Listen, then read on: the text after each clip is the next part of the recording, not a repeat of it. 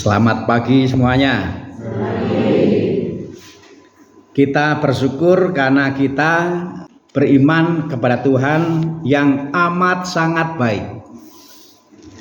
Mengapa? Karena selalu membantu agar kita hidupnya makin hari makin baik. Hari ini lebih baik dari kemarin, besok lebih baik dari hari ini.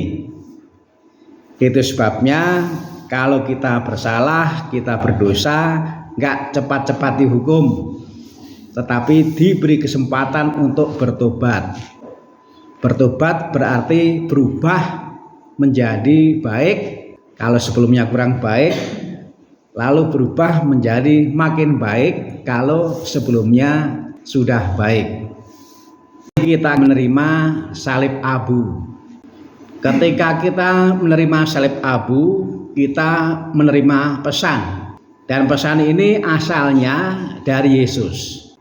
Pesannya adalah bertobatlah dan percayalah pada Injil. Mudah diingatkan? Apa pesannya? Nah, saya mau memastikan bahwa itu kita ingat. Jadi di masa Prapaskah itu pertama-tama yang harus kita ingat. Bertobatlah dan percayalah kepada Injil.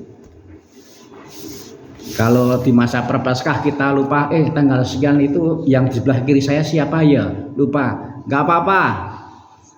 Kalau misalnya tanggal sekian yang duduk di sebelah kanan saya itu bajunya warna apa ya? Gak apa-apa. Tapi jangan sampai kita lupa terhadap pesan Yesus di masa Prapaskah ini. Bertobatlah dan percayalah pada Injil. Siapa yang belum tahu Injil? Gak ada. Siapa yang belum tahu kitab suci? Gak ada. Injil, kitab suci, sabda Tuhan, ajaran Tuhan, kita sudah tahu. Siapa yang sulit membaca sekarang ini? Saya kira umumnya masih bisa membaca ya, atau paling tidak mendengar masih bisa. Siapa yang masih bisa dipakai untuk mendengar? Telinganya coba. Lu kok nggak ada? Hanya satu. Ayo jujur. Siapa yang telinganya masih bisa digunakan untuk mendengar? Siapa yang telinganya sudah nggak bisa digunakan untuk mendengar? Ada?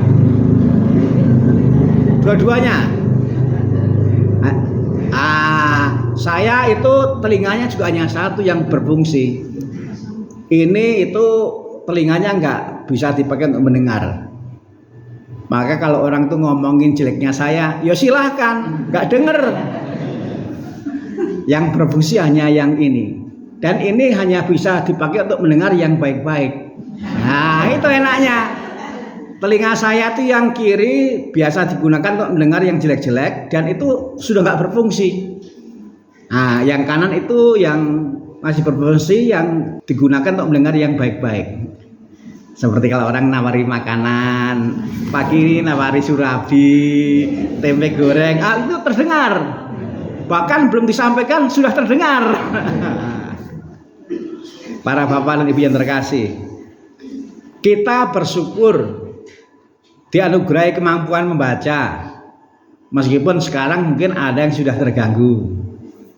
Kita bersyukur diberi kemampuan untuk mendengar, meskipun juga nggak sesempurna dulu. Kita bersyukur dianugerahi kemampuan berbicara, meskipun nggak sehebat dulu. Yang pasti adalah masih punya kemampuan. Nah, bagaimana kemampuan ini juga kita gunakan untuk semakin dekat dengan Injil, semakin dekat dengan sabda Tuhan, semakin dekat dengan kitab suci.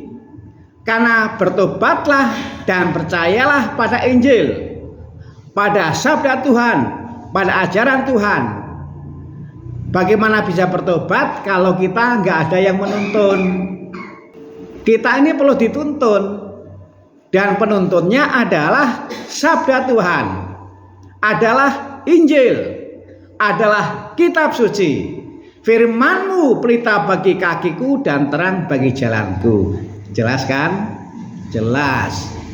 Maka bagus kalau kemampuan kita berbicara itu juga digunakan untuk sesekali tapi rutin, sebentar tidak apa-apa, berbicara tentang Injil, berbicara tentang sabda Tuhan.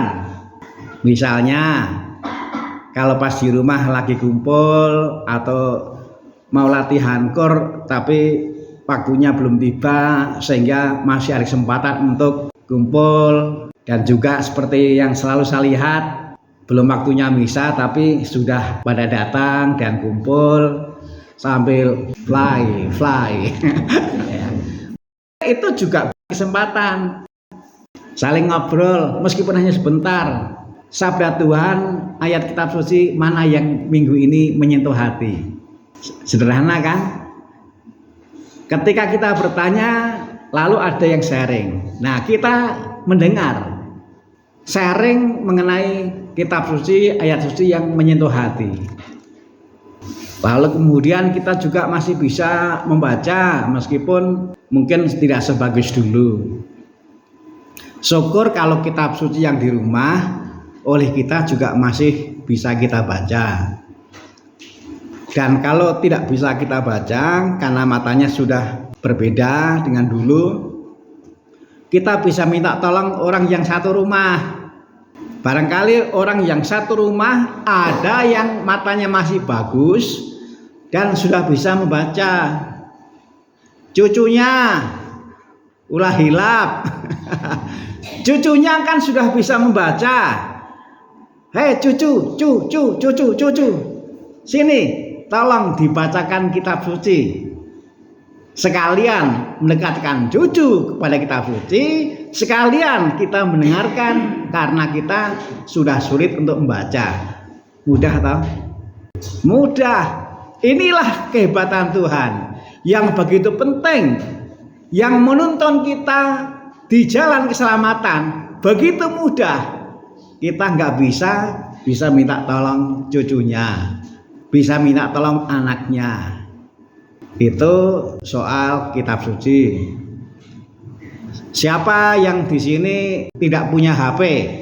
Ada yang nggak punya HP? Umumnya di setiap rumah itu ada HP.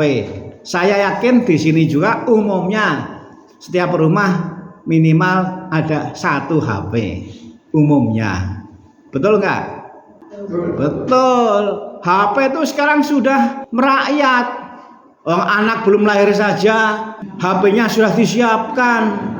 Bahkan menikah juga belum jelas sudah menyiapkan HP untuk anaknya. Loh, HP sekarang sudah merakyat. Saya mau tanya, ada enggak yang tekun menggunakan HP untuk mewartakan sabda Tuhan yang direnungkan?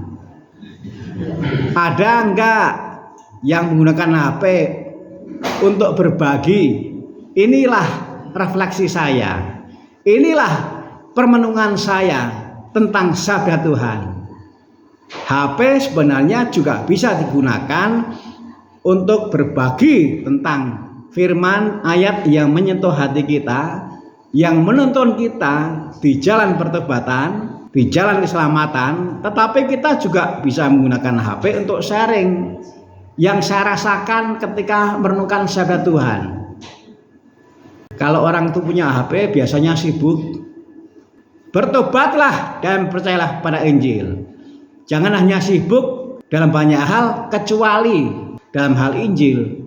Kasihan, ada begitu banyak orang yang perlu dibantu. Ada begitu banyak orang yang punya HP tapi HP tidak pernah mendekatkan pada Tuhan. Nah, mudah-mudahan itu juga bisa menjadi bahan bagi kita untuk bersama-sama kampanye. Kalau Pilpres itu kampanyenya sudah lewat. Sekarang gantian, yuk kita kampanye Injil, kita kampanye sabda Tuhan, karena itu yang bisa menuntun untuk bertobat.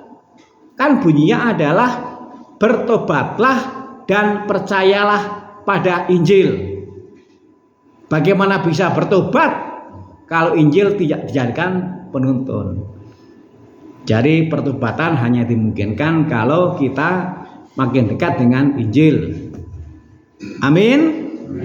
Amin.